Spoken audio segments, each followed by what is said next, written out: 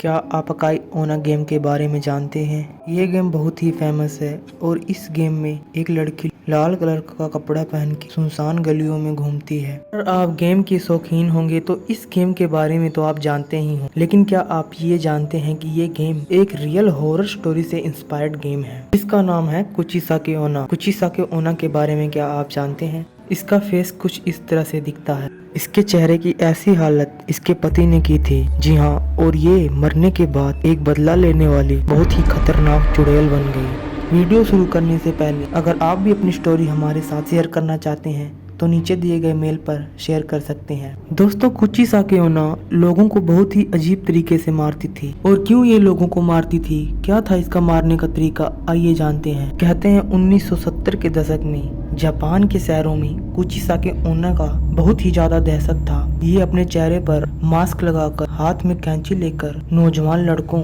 और बच्चों को मार देती थी। कुचिसाकी ओना अपने शिकार को मारने से पहले उनके साथ एक गेम खेलती थी। कुचिसाकी ओना के हाथ में एक बहुत बड़ी कैंची होती थी। उसके मुंह पर मास्क लगा हुआ होता था और अपने शिकार से पूछती थी कि क्या मैं सुंदर लग रही हूँ। अगर सामने वाला व्यक्ति बोलता हाँ तो वो बच जाता था, अगर बोलता नहीं तो उसे अपनी कैंची से मार देती थी। और अगर सामने वाला व्यक्ति पहले ही बोल देता था कि हाँ तुम खूबसूरत लग रही हो, तो अपना मास्क हटाकर अपना कटा फटा मुंह उसके सामने दिखाती और फिर से वही सवाल पूछती। अगर सामने वाला व्यक्ति इस बार खूबसूरत लगने से इनकार कर देता तो वो अपनी कैंची से उसके शरीर में चुभो कर उसे मार देती थी। और वहीं दूसरी तरफ बोल देता कि हाँ तुम खूबसूरत लग रही हो, तो कुचिसाकी ओना उसी कैंची से उसका मुंह भी काट कर अपने जैसा ही बना देती थी। और खून बहने से सामने वाले की मौत हो जाती थी। यानी सामने वाला व्यक्ति हाँ करता तो भी मारा जाता है और ना करता तो भी उसकी मौत निश्चित ही होती थी। दोस्तों, कुचिसाकी ओना लड़कों और बच्चों को ही अपना शिकार बनाती थी, इस कारण माँ बाप ने अपने बच्चों को स्कूल जाना ही बंद करवा दिया था। शाम के 7 बजे के बाद कोई भी बाहर नहीं निकलता था। लेकिन कुचिसाकी ओना से बचने का तरीका वहाँ के लोगों ने भी ढूंढ लिया था। और इसके बाद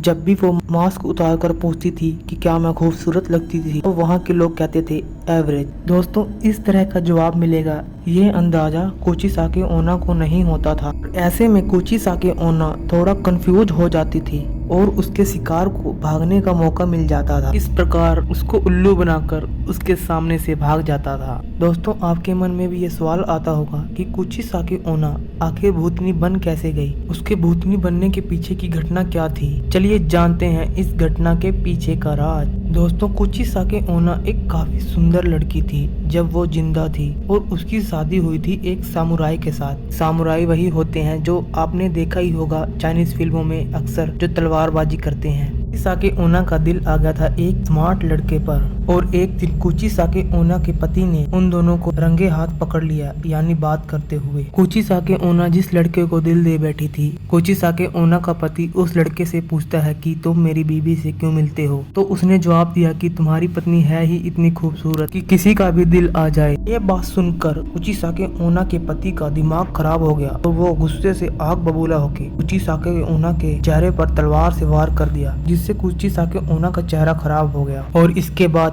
कुचिसाकी ओना बन गई एक बदला लेने वाली भूतनी। जो आपको स्टोरी सुनाई ये करीब 180 साल पुरानी कहानी है। कुचिसाकी ओना की कहानी जापान में इतनी ज्यादा फेमस थी कि बच्चे इसे सुनना बहुत पसंद करते थे। जापान में ये कहानी इतनी ज्यादा फेमस थी कि इसके ऊपर न्यूज बने, आर्टिकल्स छपे और इसके ऊपर एक पूरी की पूरी फिल्म भी बन चुकी है। जापान के लोगों में इसका बहुत डर था, लेकिन वहाँ की पुलिस इन बातों पर यकीन नहीं करती थी और वहाँ की पुलिस ने ऐसे ही एक गैंग को पकड़ा। कुचिसाकी ओना के जैसे ही एक लेडी थी, उसने मास्क लगाया हुआ था और उसका जब मास्क हटाया गया तो कुचिसाकी ओना के जैसा ही उसका फेस कटा हुआ था। हालांकि उस लेडीज की कार एक्सीडेंट में मौत हो गई थी। उसके बाद से जापान में आज तक ये घटना नहीं घटी। आपको ये कहानी कैसी लगी कमेंट करके बताना जरूर और चैनल को प्लीज सब्सक्राइब कर देना और एक लाइक भी। तब तक के लिए धन्यवाद, मिलते हैं जल्द।